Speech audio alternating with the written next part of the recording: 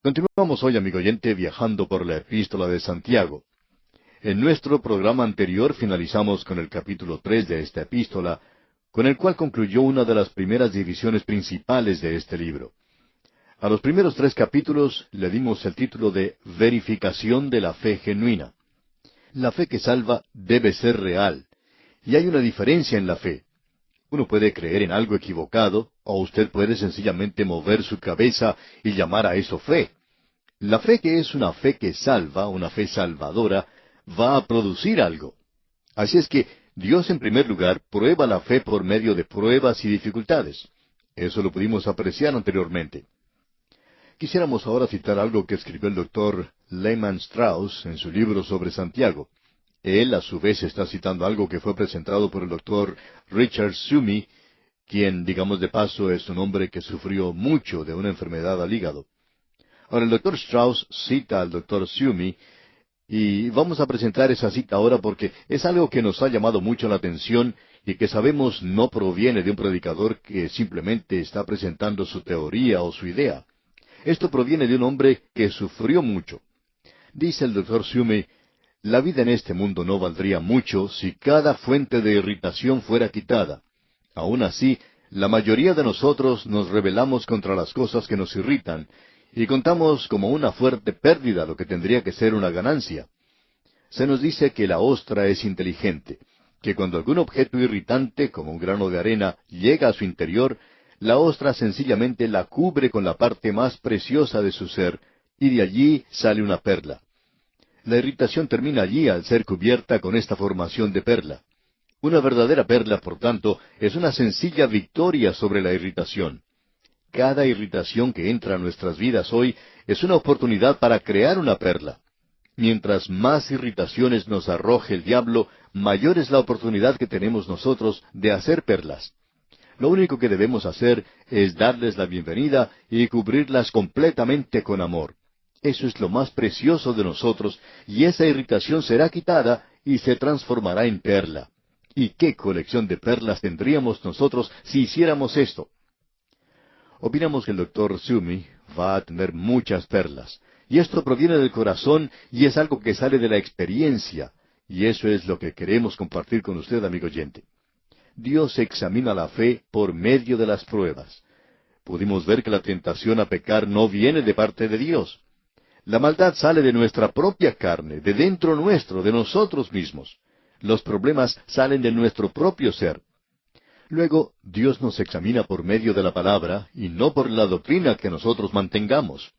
Usted puede ser muy fundamental, pero ¿qué es lo que vamos a hacer? ¿Estamos viviendo esto nosotros? Y lo que Santiago está diciendo es que si usted va a ser un testigo para Cristo, el conocer no es suficiente.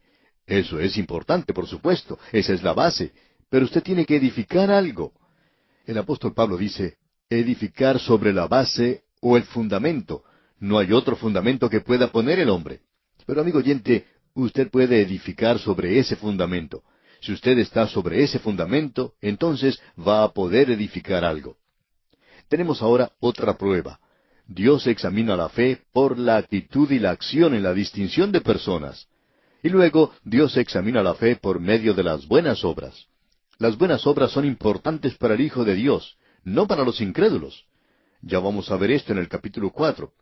En el capítulo 3 vimos en nuestro estudio anterior que Dios prueba la fe por la lengua. La lengua es lo que lo identifica a uno. La lengua dice quién es usted. Ahora nos hemos apresurado a propósito en la última parte del capítulo 3, porque en realidad el capítulo 4, con el cual vamos a comenzar hoy, nos presenta una nueva parte de este libro. Aquí tenemos ese vacío y falta de fe de la mundanalidad. Ahora, ¿qué es la mundanalidad? En realidad, aquí trata con muchas preguntas. Tenemos aquí cómo luchar contra el diablo, el mal que está en su vida, y todo eso se basa en este tema de la mundanalidad. Ahora, ¿qué es la mundanalidad? Vamos a ver esto hoy, y es necesario que regresemos otra vez al capítulo 3 para tomar de allí el tema que vamos a tratar hoy. La clave la tenemos en el versículo 14 del capítulo 3, y vamos a leer desde el versículo 14 hasta el 16 de ese capítulo. Dice, pero si tenéis celos amargos y contención en vuestro corazón, no os jactéis ni mintáis contra la verdad, porque esta sabiduría no es la que desciende de lo alto, sino terrenal, animal, diabólica. Porque donde hay celos y contención, allí hay perturbación y toda obra perversa. La Escritura nos presenta de una manera muy clara que Dios no es el autor de la confusión. Él nos presenta claramente que no está tratando en confusión para nada. La confusión que uno encuentra en el mundo hoy es una confusión que ha sido un producto de la obra del mal y la lengua que causa tanto problema en este mundo. Pero lo que sale del corazón, como dijimos anteriormente, lo que se encuentra en el fondo o en el pozo del corazón, sale por el balde de la boca. Porque donde hay celos y contención, dice aquí, allí hay perturbación y toda obra perversa. Pero la sabiduría que es de lo alto es primeramente pura. Y eso es lo importante, amigo oyente. No ha sido diluida. Es aquello que viene de Dios y es identificado como puro. Después, pacífica, amable, benigna, llena de misericordia y de buenos frutos, sin incertidumbre ni hipocresía. Y luego en el versículo 18 tenemos, y el fruto de justicia se siembra en paz para aquellos que hacen la paz.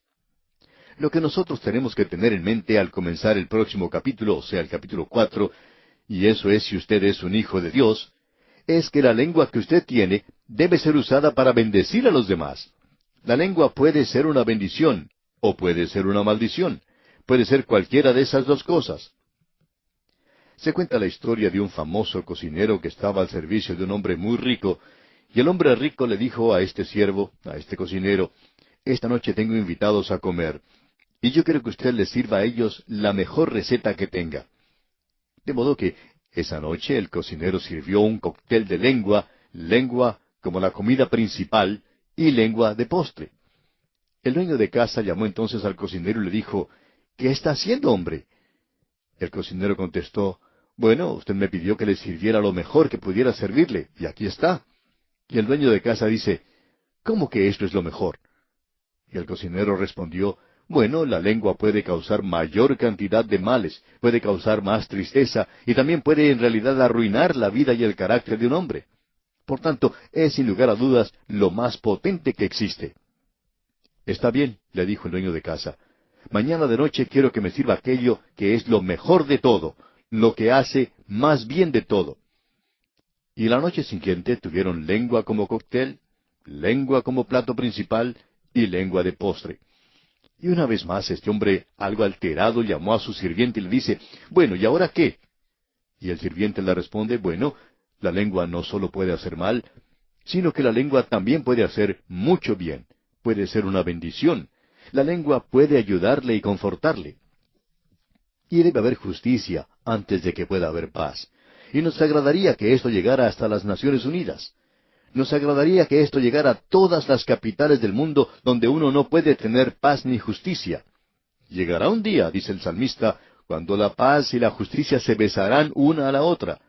Pero hoy ellas ni siquiera se conocen, o quizá ni se reconocerían una a la otra. Ahora Santiago entra aquí al capítulo 4, y tenemos aquí algo que es de suma importancia. ¿Qué es en realidad la mundanalidad? Comencemos leyendo los 2 primeros versículos de este capítulo 4. ¿De dónde vienen las guerras y los pleitos entre vosotros?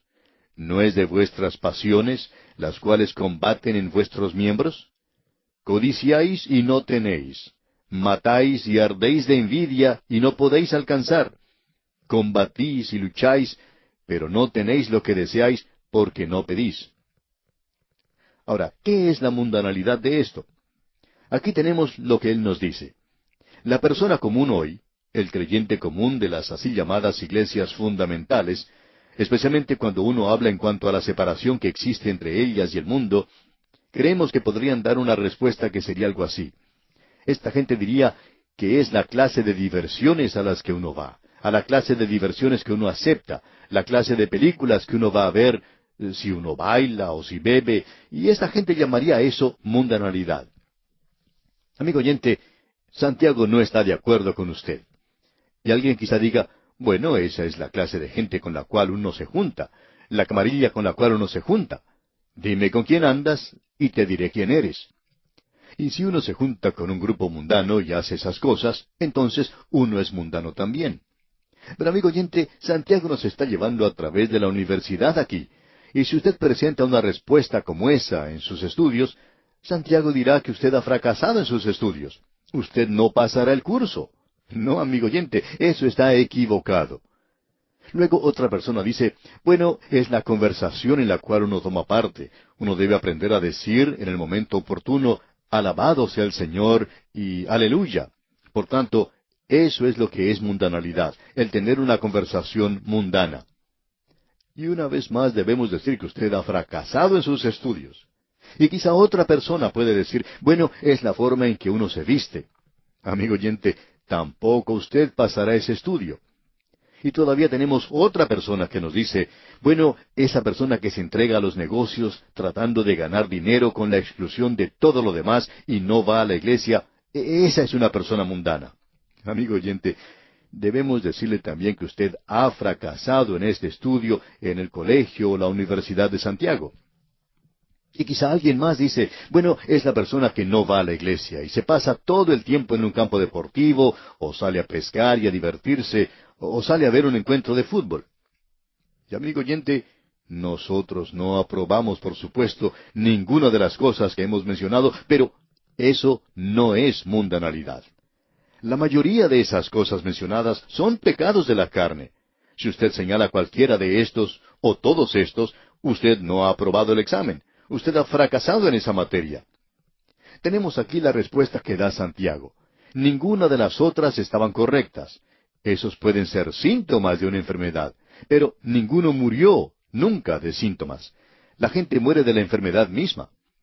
Estas cosas son evidencias de algo que está mucho más profundo. En cierta iglesia había un reloj muy antiguo que nunca funcionaba. De modo que el pastor de esa iglesia cierto día puso una noticia, un anuncio debajo de ese reloj. Allí decía, no le eche la culpa a las manecillas. El problema está mucho más adentro. Y eso es lo que nosotros necesitamos reconocer hoy. Lo que nosotros llamamos mundanalidad se ve simplemente en las manecillas, pero el problema, amigo oyente, es algo mucho más profundo. Opinamos que Thackeray, quien de paso, digamos, era un creyente, probablemente trató con este asunto en una forma en que ninguna otra persona lo ha tratado. Y vamos a mencionar algo que él escribió. Él escribió una novela llamada La Feria de las Vanidades. Eso habla del mundo. Él escribió esa novela basándose en lo ocurrido en las guerras de Napoleón, y él presenta personajes que están llenos de debilidades, de pequeñeces, de celos, de envidias, de discordia y contienda, y todo eso que está allí. Y como trasfondo de todo, son las guerras de Napoleón. Alguien le preguntó a Thackeray en una ocasión, ¿por qué usted no tiene algunos héroes magníficos en sus novelas? Usted siempre presenta personas insignificantes. Y él dijo, yo pongo un espejo ante la naturaleza y no encuentro héroes entre la humanidad. Estos están llenos de pequeñeces y de contiendas y pecado. Y cuando uno llega al final de la Feria de las Vanidades, él presenta una cosa maestra. Él dice, bien, ya se acabó la función. Coloquemos los títeres de vuelta en su caja. Se acabó la presentación. Y así es el hombre, amigo oyente. Ahora el doctor Griffith Thomas, en cierta ocasión, fue interpelado por una persona que le preguntó, ¿no cree usted que el mundo se está haciendo más cristiano hoy? A lo cual el doctor Thomas respondió, no, no creo eso. Creo que el mundo se está haciendo un poquito más religioso, pero creo que la iglesia sí se está haciendo inmensamente mundana. Nosotros pensamos que esto nos da los antecedentes de lo que vamos a ver aquí. Desde la Segunda Guerra Mundial ha tenido lugar un quebrantamiento de la muralla de separación que existía entre la iglesia y el Estado. La separación que los hombres tenían era algo legalista y lo opinamos sin base en las Escrituras. La iglesia era como ese muchachito holandés que pone su dedo para tapar ese agujero en un dique. Luego tuvimos el advenimiento de la televisión, la desobediencia a las leyes, la inmoralidad, la delincuencia juvenil, luego las drogas, la marihuana y todo lo demás. Luego llegó la filosofía del existencialismo, y luego esa ola arrolló los diques de separación y hasta ese pequeño muchachito holandés fue llevado por las aguas. Ahora, no existe una respuesta sencilla a esta pregunta, pero vamos a permitir que Santiago nos presente algo que opinamos es una respuesta muy definitiva. Es algo que nosotros vamos a ver. ¿Qué es la mundanalidad? Bueno, la mundanalidad, si usted quiere destacarlo, es orgullo, envidia, y eso es lo que él está diciendo. Usted recuerda lo que él dijo en el capítulo 3, versículo 13. ¿Quién es sabio y entendido entre vosotros? Muestre por la buena conducta sus obras en sabia mansedumbre. La fe es el objetivo principal en los estudios universitarios, y los otros estudios son relacionados con la fe. ¿Qué es lo que hacen las obras de la fe? Producen misericordia. Y es de eso de lo que él trata aquí. Y en el versículo 17 del capítulo 3 dice, pero la sabiduría que es de lo alto es primeramente pura, después pacífica, amable, benigna, llena de misericordia y de buenos frutos, sin incertidumbre ni hipocresía. Alguien ha dicho lo siguiente, el conocimiento se enorgullece de que ha aprendido tanto. La sabiduría se humilla de que no sabe más. La humildad, amigo oyente, indica sumisión. Y luego tenemos esto en el versículo 16 del capítulo 3 de Santiago. Porque donde hay celos y contención, allí hay perturbación y toda obra perversa. Eso es mundanalidad. ¿Y a qué lleva esto en la iglesia? Bueno, ha producido dos puntos. Es en realidad lo que ha producido todas las denominaciones, divisiones, ese espíritu de rivalidad, los cultos y camarillas que se han presentado y que abundan en la iglesia hoy.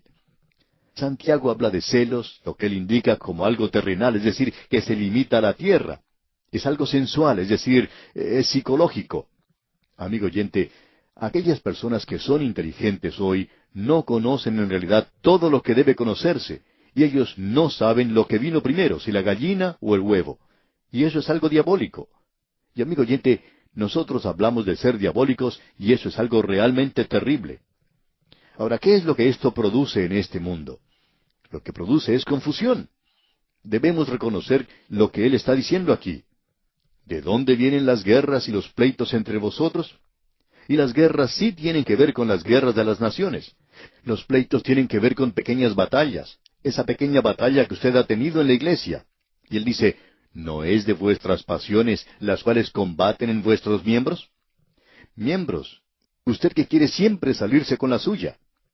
El versículo 2 de este capítulo 4 comienza diciendo, codiciáis y no tenéis. Hay una falta de conocimiento y nosotros necesitamos reconocer hoy, primero que todo, que uno debe nacer de nuevo. Uno debe ser regenerado. Ahora, la fe en Cristo regenera. Y ahora mora en usted el Espíritu Santo. Estas son las cosas que representan la vieja naturaleza que usted tenía. El versículo 2 dice, matáis y ardéis de envidia, y no podéis alcanzar. Combatís y lucháis, pero no tenéis lo que deseáis porque no pedís. Ahora, ¿cuál es la respuesta a esto? Aquí podemos ver que esto es el espíritu del mundo. Y cuando el espíritu del mundo entra a la iglesia, como dijo el doctor Thomas, usted tiene una iglesia mundana. ¿Y qué es una iglesia mundana? ¿Es acaso una iglesia que se va a las diversiones? Bueno, nosotros no aprobamos muchas de las cosas que están haciendo muchas de las iglesias modernas, pero detrás de todo eso se encuentran los celos y las contiendas.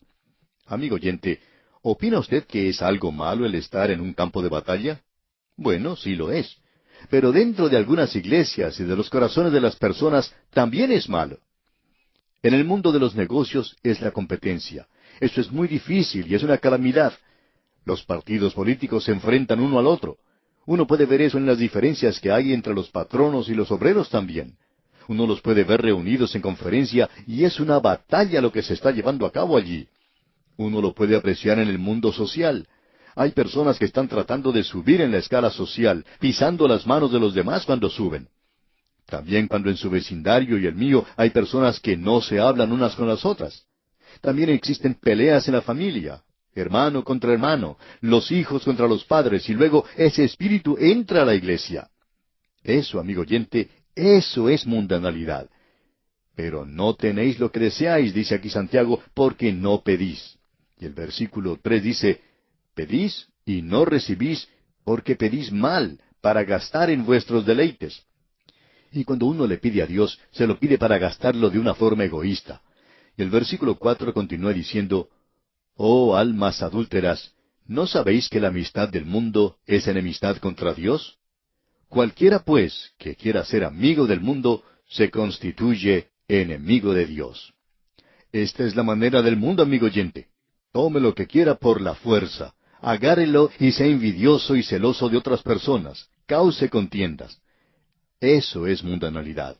Personas perturbadas y aturdidas que andan por allí en este mundo como animales. Ellos van al psiquiatra. Ahora, ¿cómo podemos mantener la mundanalidad fuera de la iglesia? Bueno, eso es lo que vamos a considerar, Dios mediante, en nuestro próximo estudio. Es más importante el ver cómo podemos mantener esto fuera de nuestros corazones y de nuestras propias vidas. Santiago va a tratar con esto en este capítulo 4.